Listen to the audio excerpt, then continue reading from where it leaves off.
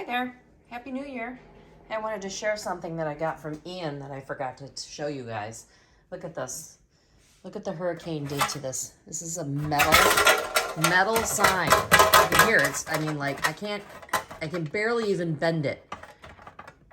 And this is what a Hurricane Ian did to my sign. I have this on a vacant piece of land. The land is still for sale. It's on Coral Point in Cape Coral.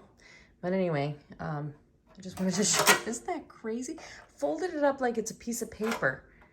Amazing. I don't even know how that even happens. I mean, I could see it being bent or something like that, but crumpled up like a piece of paper. Amazing what the force of a hurricane can do.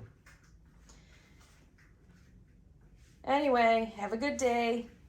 Guys looking for land or houses or whatever, give me a call.